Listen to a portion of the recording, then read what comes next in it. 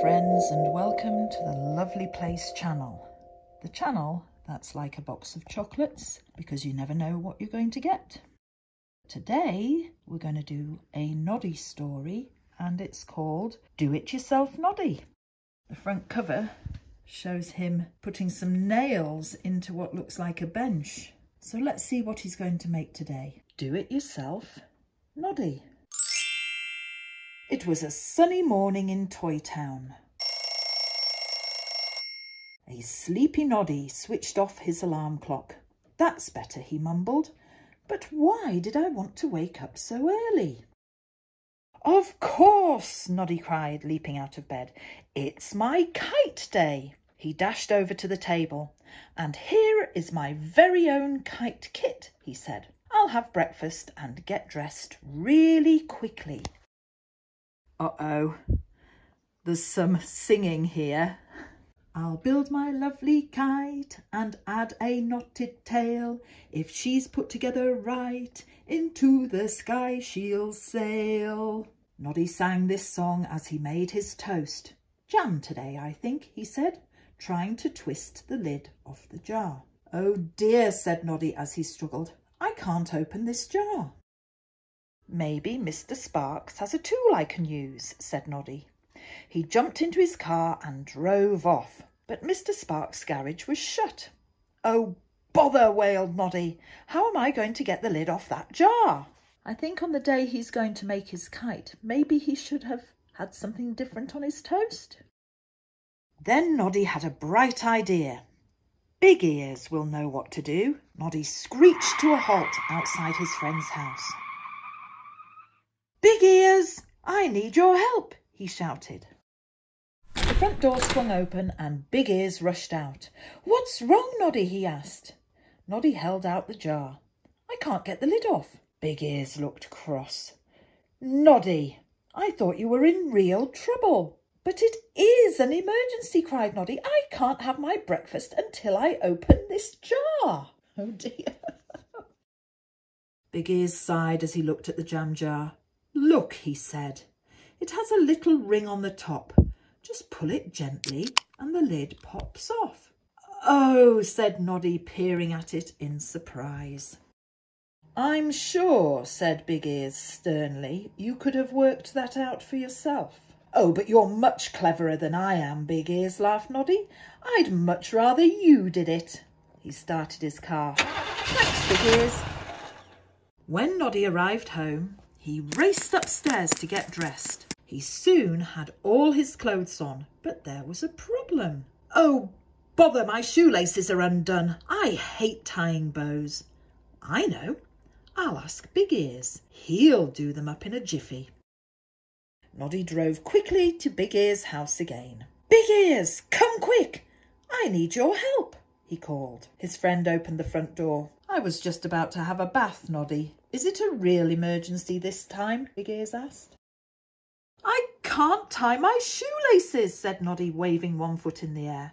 Will you do them up for me? Oh, Noddy, didn't you even try to do it yourself? Asked Big Ears. Well, no, said Noddy. It's much easier for you to do it. Easier? Cried Big Ears as he tied Noddy's laces. What rubbish! Think of the time you waste driving across town every time you need help. You're a clever boy. You can do these things by yourself. But Noddy wasn't listening. He wanted to make his kite. This is Noddy, who can drive a car but doesn't know how to tie shoelaces. Noddy jumped back into his car. You're so good at solving my problems, Big Ears, he said. I don't know what I'd do without you. Big Ears shook his head. That boy needs to think for himself. Then Big Ears grinned. He had a plan. At last I'm ready to make my kite, said Noddy, spreading all the things out on his table. Paper, sticks, string, but it's just too difficult. I don't know where to start. He bundled everything into the box and ran to the door. Big Ears would know what to do. Noddy beeped his horn outside Big Ears' house. But this time there was no answer. That's odd, he murmured. Where is Big Ears? Then he spotted a note pinned to the front door. To anyone who knocks, I shall be gone all day. See you this evening, Big Ears. Oh no, cried Noddy. Now I can't fly my kite today. I need Big Ears to put it together for me. Just then Noddy saw a funny little man walking towards Big Ears' house.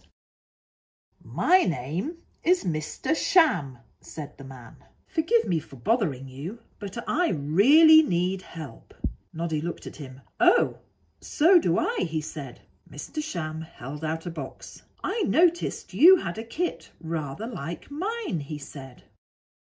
Mine's a kite. What's yours? Noddy asked politely. Well, said Mr. Sham, I need a shelf for all my books.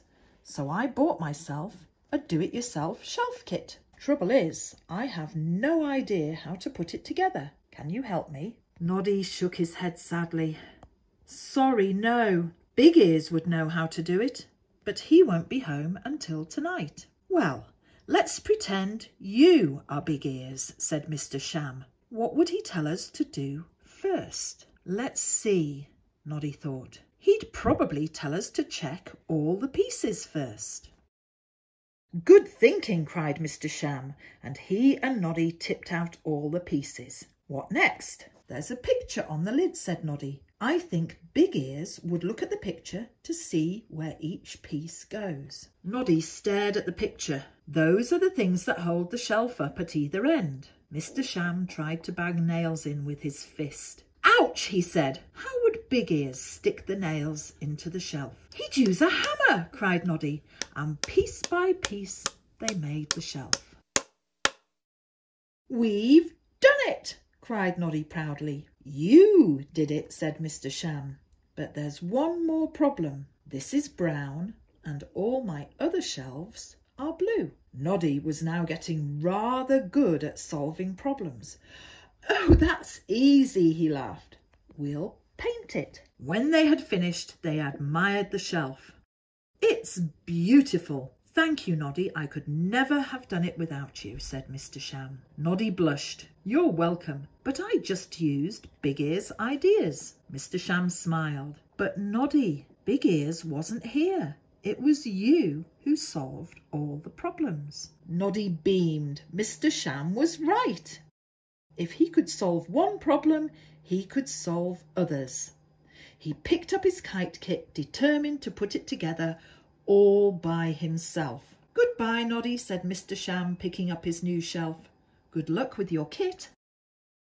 Big Ears chuckled as he changed back into his usual clothes. Lucky Noddy didn't see through my disguise as Mr. Sham, he said to himself. He found out something very important today. I hope he doesn't forget how good it feels to do things for himself. Noddy did feel good making his kite. When it was finished, it looked so great, he couldn't wait to show it to Big Ears. Hello, Noddy, I'm back. Do you need any help? Said Big Ears. No thanks, Big Ears. Look, I've made a kite all by myself. Want to come and fly it with me? I'd like to, Noddy, but I have a new shelf to put up, smiled Big Ears. Bye for now and have fun. I will, thanks, said Noddy, and drove off singing. The best part is I don't need help, 'cause I can do things by myself. And there we have it. Noddy learns how to read instructions and do things for himself. Thanks so much for listening to the end. Please like and subscribe to the Lovely Place channel. Bye for now.